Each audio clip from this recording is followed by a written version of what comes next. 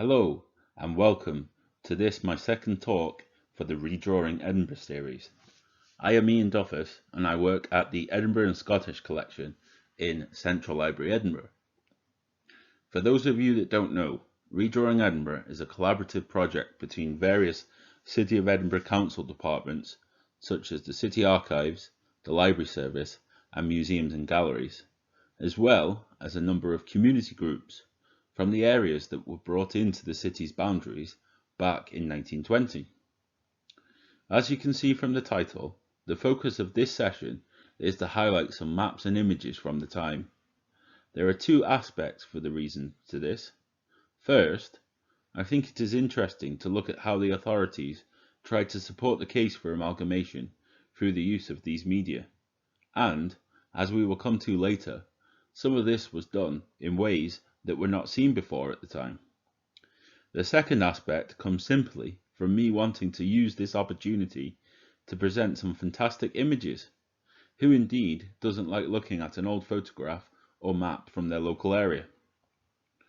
The map that you can see on screen is how the land lay in 1920, with Edinburgh's freshly redrawn borders and new wards encompassing Cramond and Corstorphine, coloured in blue to the northwest of the centre, Colinton to the southwest, depicted here in orange, Liberton to the south and east, coloured grey, and due to its dense population, the four wards that make up Leith to the northeast of the city centre. Unfortunately, at this resolution, it is quite hard to see the detail of the map properly, and this sadly is the case with a lot of these maps from the early 1910s and 20s. However, we will do our best, and if you ever did want to see any of the images or maps close up, then please visit us at the Edinburgh and Scottish Collection or the City Archives after we reopen sometime soon.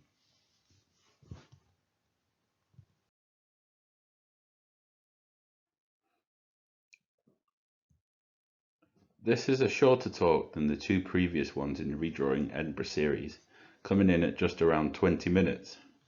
There is a greater emphasis on the visual side than previously, though I do want to try and give some background to the selections and it not just be a photographic slideshow. The majority of the images and maps used here come from collections belonging to the City of Edinburgh Council. However, there are also items that have been used from partner organisations too, such as Historic Environment Scotland and the National Library. What is presented here is only a small selection of what is available at each of these sources, and if you are interested, I would encourage you to visit Capital Collections, which is the Edinburgh Library and Museum's image website, NLS, the National Library of Scotland's maps website, and Scran and Canmore are all great places to start your own research. Scran, which is operated by Historic Environment Scotland, can be accessed for free via your library membership. Please get in touch if you would like further details on how to do this.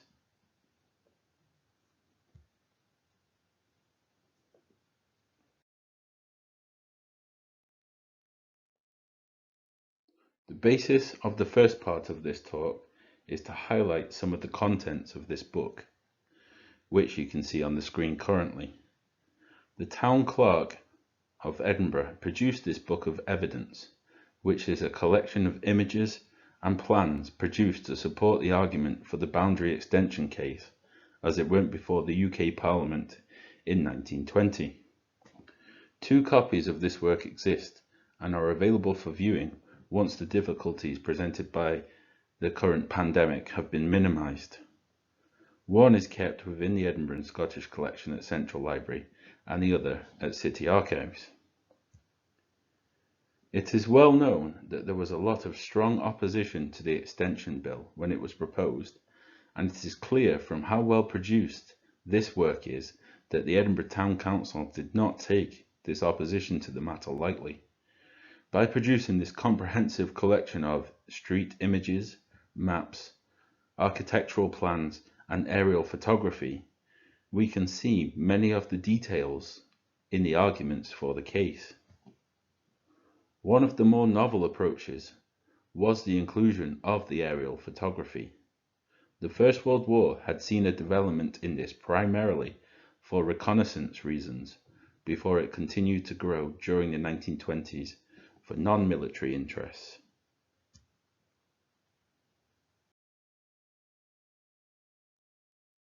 At this point, I would like to illustrate this fantastic aerial view of Edinburgh in 1920.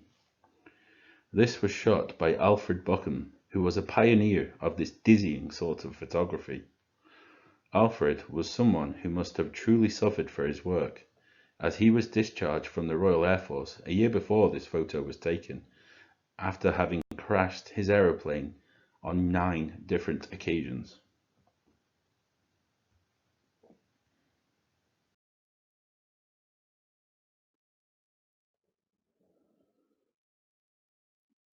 The inclusion of aerial photography was really a significant factor in Edinburgh's case, as it showed primarily that Leith had no room for expansion or easy way of solving its issue of slum housing improvement without displacing its people beyond its borders. The Scotsman article on the left side of the screen here puts it like so. Aerial photography, for the first time, so far as I am aware, in the Parliamentary Private Bill Inquiry, was used to support the case for the amalgamation of Leith and Edinburgh. One of the most impressive pieces of evidence was the large-scale photograph, specially taken for the purpose by an aeronaut, proving how closely united the two areas are. The bird's-eye view showed the boundary line has been completely obliterated by the growth of the city and the borough. The Scotsman article concludes, the photograph, which it may be suggested be made available to the general public, is of considerable interest for its own sake, and strikingly reveals how fortunate Edinburgh is in the abundance of its open spaces as compared with its neighbouring Leith. Apologies again at this resolution, it's not so easy to make out the detail of the images.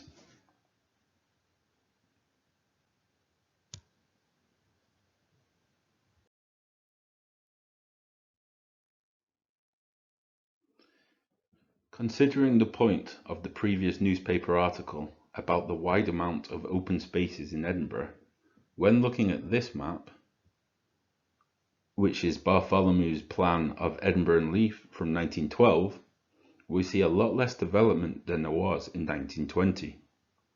Remarkable changes took place to both the area and its population in that 8-year period, especially when considering the halts that were brought about by the First World War during this same time frame.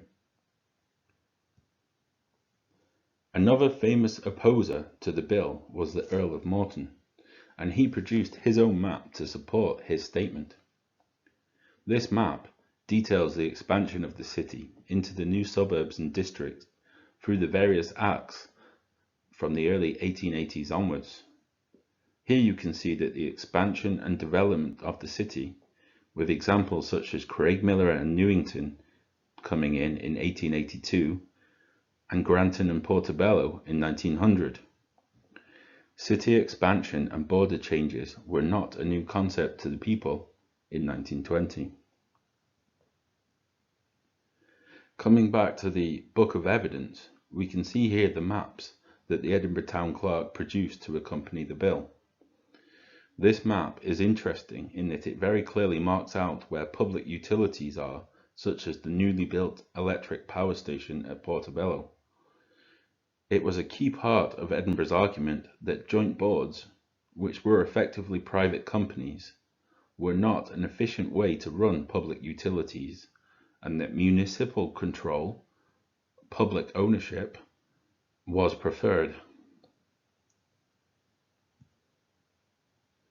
This map really indicates how isolated Leith would have become if it had won its cause and its case for independence, and to not join whilst the suburban Midlothian areas all did.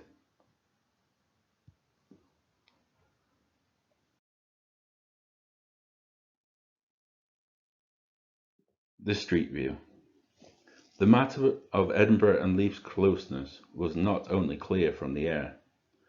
This could plainly be seen from street level too. This is epitomised by the likes of the image we are looking at on screen here.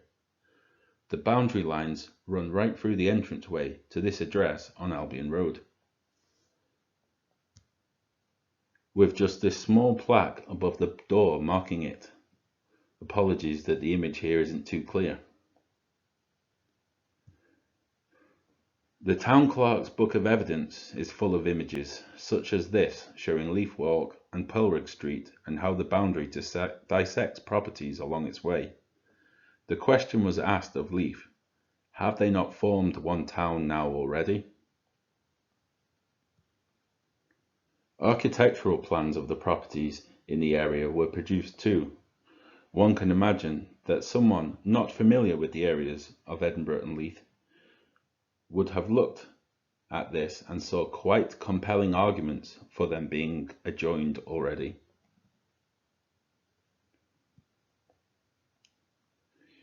Following the amalgamation in 1920, many of the street names in Leith were changed to avoid duplication.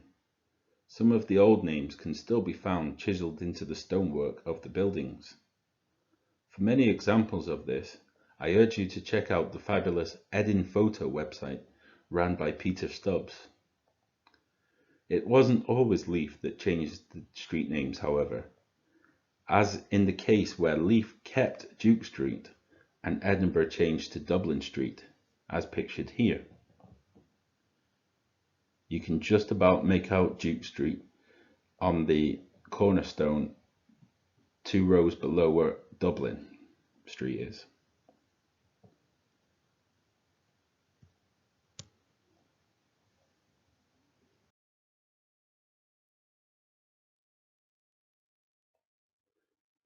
The final maps that you will see today relate to the tramways. A major part of the reason this bill was brought about was to improve the public transport system that had suffered neglect during the war years. New lines or extensions to existing lines were proposed, as well as general repairs.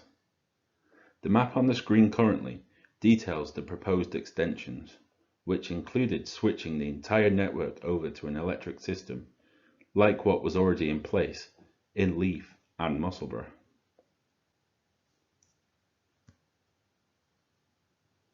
The map shown here is from an Edinburgh Corporation transport guide produced in 1924. At this stage, electrification and merging of Edinburgh and Leith system had been complete, as well as the electrification of many of the old Edinburgh lines, such as the Pilrig to Liverton line. The Liverton improvement took 53 weeks to complete back in 1922.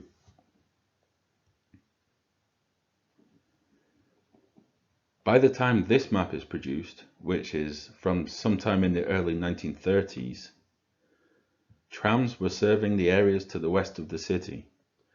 We now have the Gorgie to Stenhouse route as being in operation. This opened in 1930, but this map shows the Braids to Fairmile Head as being proposed. This line would open in 1936 and North Gyle to Maybury a year later.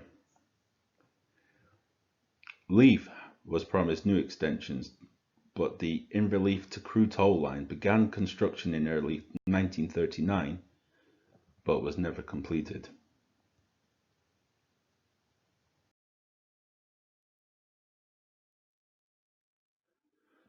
Celebration at the opening of new tram lines.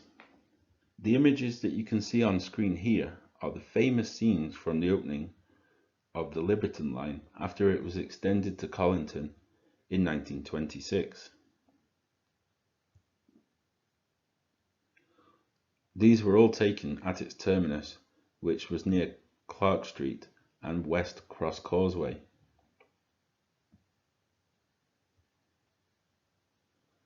What would today's public health and safety executive have to say about this?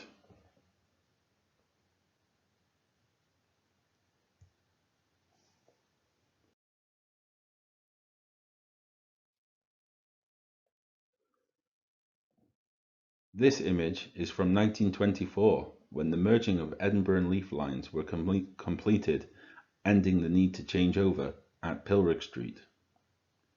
The people in this photo are members of staff from the tram department and various public dignitaries. I doff my cap in respect to the one woman that managed to make it into the shot. To finish off today's talk, I thought it would be nice to leave you with some images of the areas that joined with Edinburgh in 1920. For that, I have selected images that use that pertinent new innovation from the time: aerial photography. Here we can see Corstorphine with the Edinburgh Zoo and its pathways, along with some new housing emerging in the west. This photo was shot at the end of the 20s, 1929. Colinton. In this view of Colinton, we can see Spylaw House and the A&R Scott Porridge Oats factory on Westmill Road, Colinton.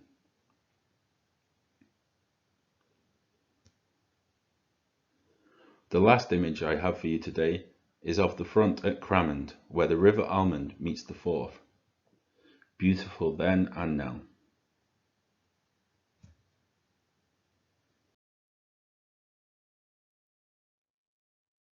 Well, that's all from me today, and I thank you all very much for watching.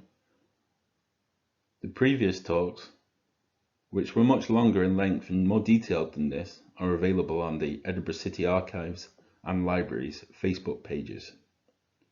The next event in the Redrawing Edinburgh series is scheduled for mid-September.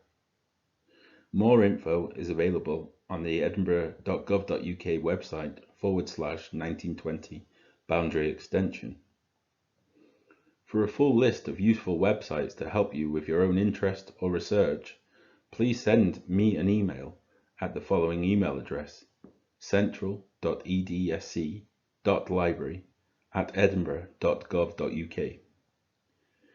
The Edinburgh and Scottish Collection also run a local and family history inquiry service, where we will do our best to help out with anything that you might be stuck with. If you have a query, please send it our way on the above email address. But that's all from me, so over and out and goodbye.